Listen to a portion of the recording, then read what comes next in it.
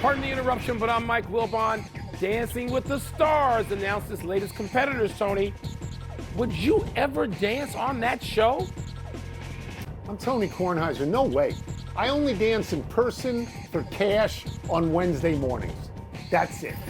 I'm tempted to ask you, who's in the audience on Wednesday morning? Maybe don't answer that. Not now. Family show. No, I don't answer. I don't think you want to know. Right. I don't think you want to know. But there's a lot of people there with single-dollar bills. I know it. You can't say it. Welcome to PTI, boys and girls. In today's episode, Brian Kelly responds to Dabo Swinney. Mike Gundy goes after Oregon, and Framber Valdez apologizes for somehow drilling his own catcher. But we begin today with the U.S. Open and last night's quarterfinal, where Novak Djokovic beat American Taylor Fritz in 4 sets. Joe watched it. I watched it with interest, and I liked it when Fritz got a set and forced it to 4 and all of that. But Djokovic, I know you don't really want to hear this or agree with it. Djokovic is likely the GOAT. I mean, Nadal and Federer have gone into the late night in terms of career. That's right. And Djokovic is still out there at 38 years old or whatever he is, being his sports version 38. of Tom Brady and LeBron. He's great, and he's better than Fritz.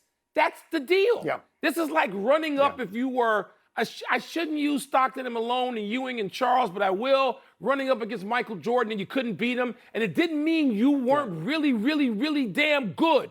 You couldn't beat this dude. That is what we've got with Djokovic.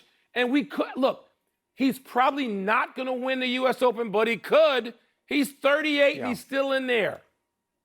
So let me just dismiss one thing you said right away and be on the other side of that. He's not the GOAT to me. He's not the GOAT to me. I know he's not. I know he's not the GOAT to you. This was a foregone conclusion because Djokovic always beats Fritz. And when I say always, I mean always. Undefeated. 11-0 lifetime. Yeah. That's always. So you could tell right away. I watched the match too. Djokovic went out 3-love. So he broke Fritz the first time Fritz was able to serve. He broke him right away. He won the first 2 sets, so that when Fritz won the 3rd set, it didn't really say to you, oh, he's serious in this match. And if you were looking for any sort of symbolism, Fritz double faulted on match point, I believe. Now, again, I'm going to agree with you. Fritz is a very good player. Djokovic is a great player. Don't tell me about the seedings. They are meaningless. He always beats Fritz. And again, let's repeat this. This is the 53rd time he's in the semis at a major, which is the most of anybody ever. I mean, so the looming question now, and you alluded to it, is how far does he go? Can he beat Alcaraz in the semis? Well, he's 3-0 against Alcaraz on hard court lifetime. This hard court. That's what this is. I know Alcaraz has not dropped a set, but Djokovic has personal history that he can lean on in a match like that. Going further, do I think he can beat both Alcaraz and Sinner if it comes to that back-to-back? No. And no, I don't. And it's because that he's 38. Didn't your boy Shaq, he may not have used the number 38, but he used 39. A close number when he said 38 and 28, bro. That's right. So, yeah, right. I don't think he makes that double. That doesn't mean that he's not one of the greatest players anybody has ever seen. I can't let this topic go without having you tell our dear viewers who you think is the GOAT. If it's not Joker, and I don't think you're going to put Federer or Nadal ahead of him, who you got as the GOAT? No, I'm going all the way back to Laver because of what I saw. But I'm old enough to have seen Rod Laver. And you can come back to me and say that the competition wasn't as good. And no, it wasn't as good. And they didn't hit it as hard. And the rackets weren't the same. But in his era, he was great. His domination was the best. Okay. I'm old enough for that, too. Let's move to some college football squabbling, beef, we call it, in the wake of LSU's Week 1 win over Clemson. Clemson head coach Dabo Swinney graded his team as a 58 out of 100 and LSU's as a 65, adding that, quote, neither one of us was great, close quote, to which LSU coach Brian Kelly responded, quote, I thought we dominated them in the second half, so he's either a really good grader for giving himself a 58 or he's a really hard grader on us, close quote. Tony, is Kelly right? Is Dabo right? Is anybody right? Okay, so let's just hold on a second and examine this. Dabo Swinney gave his team a 58. That's an F grade, a 58. And somehow Brian Kelly thinks he's being good to his team. Brian Kelly, and I want to get this right, I'm pretty sure at some point he said, did he see the second half? Yeah, did he even see it? I like Kelly that.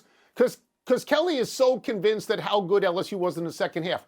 Mike, Brian Kelly is killing Dabo Swinney here. That's what he's doing. He just beat him by 7 points, and he is killing him. Dabo Swinney has won 2 national championships. Brian Kelly has won, last time I looked, 0 national championships, and he's killing this guy. I mean, what is next? A steel cage death match for these two? I want to remind people that Brian Kelly left Notre Dame to go to LSU to win a national championship. He said that specifically and said it, that it would be easier to win at LSU than Notre Dame. He said it with a Southern accent. He's been there 3 full now. This is his 4th year. He has not made the playoffs. This was the first time he even won his opening game. And I will repeat, he's killing this guy. He's killing Swinney. One of the things you should never really ever do is pay much attention or put any real stock in anything a college football coach says. Unless it's like Lou Holtz and he was being so funny. Remember when Lou Holtz was like a pre-dinner speaker like 50 years ago and Lou Holtz was funny? I mean, make you laugh. Other than that, stop quoting college football coaches because they're going to say things that infuriate you. They say things full of agenda. This is agenda on both their parts. It's okay if all you're going to be is entertained, which is what you and I are by this to some mild degree. I'm not paying attention to their grades. I don't want them grading me or anything I'm associated with. I don't want grades posted by their institutions particularly. So I just look at this and say, you know what? Let them just keep babbling. We're going to go on to another topic shortly. I will say this, though, and that's fine. I will say this, though. It is ridiculous to give LSU a grade of 65, which is a D grade. They just went on the road. Yeah. They beat your team 14-0 in the second half on the road. So you got to give them at least a C. You got to give them at least a 70 or a 75. But again, the larger story here is that Brian Kelly is specifically killing Dabo Swinney. Time, people. Happy 94th birthday, Dick Motta.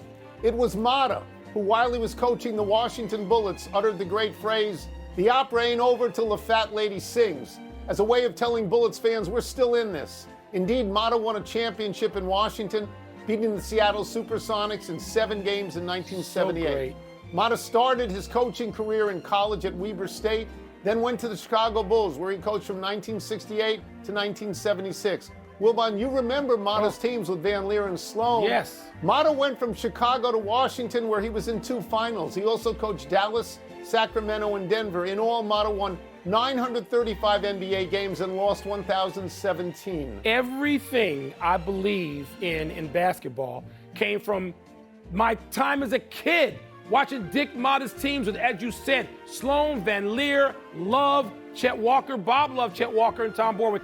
Everything. And it's just, man, I'm just glad that we can celebrate a 94th birthday, any birthday, for the great Dick Motta. Happy anniversary, Panthers and Jaguars. On this day 30 years ago, the expansion Carolina Panthers and Jacksonville Jaguars played their first official NFL games. In the ensuing years, despite early successes for both franchises, neither team has won a Super Bowl. The Panthers have gotten there twice, the Jaguars not at all, even with playoff teams 4 straight years from 1996 through 1999. Neither franchise has any real sizzle. The Panthers' biggest star was probably Cam Newton. The Jaguars have been largely unknown. Neither team is close to 500 these 30 years. Carolina is 219, 264-1.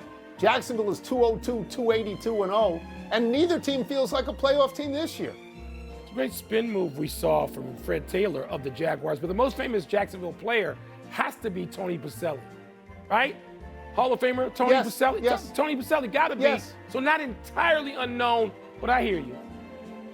Yeah. Happy trails to last night's game for Rockies pitcher Kyle Freeland.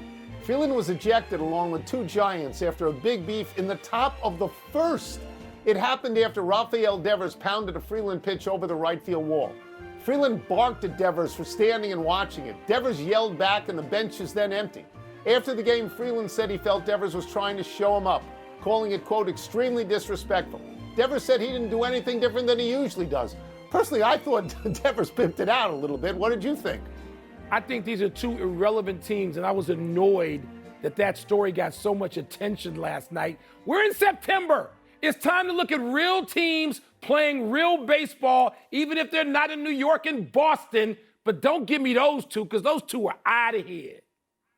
I'm going to tell you that I thought that whole thing, I think it took Devers ultimately like 8 minutes to go around the bases. 9 minutes. And the thing with Framber Valdez, those two stories were visually tremendous for me. They were great too. I wouldn't have normally seen them or cared about the teams. Let's go to the big finish if we can. The Athletic reports that UConn coach Dan Hurley considered retiring for a booth job last season. Are you surprised by that?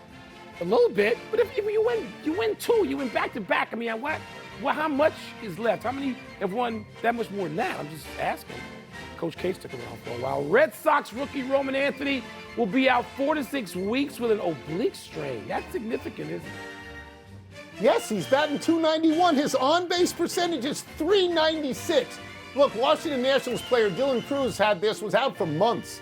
The Cubs are resting Kyle Tucker tonight with calf tightness. Is that cause for concern? Yes, Tucker won last night's game with a 3-run homer, and he had just come out of his earlier slump and started hitting these last couple of weeks. Hate to see Tucker out of the lineup. Even for a game or two, Ohio State tops the new AP college football poll. You okay with that? Yeah, they beat Texas, which was allegedly number one. I'm okay with it. It won't last. Last one, Shohei is the fastest Dodger in history to 100 home runs. Are you impressed? Yeah. And then I start thinking about it. How many great Dodger home run hitters are there? Is Shohei going to be number one in like a week? Yeah, Duke Snider is it. That's a pitching team, just like the Mets. We're out of time. We'll try and do better the next time, and I'm Tony Kornheiser. I'm Mike Wilbon. Same time tomorrow, knuckleheads. And now, your sports center. Dodgers are great pitchers.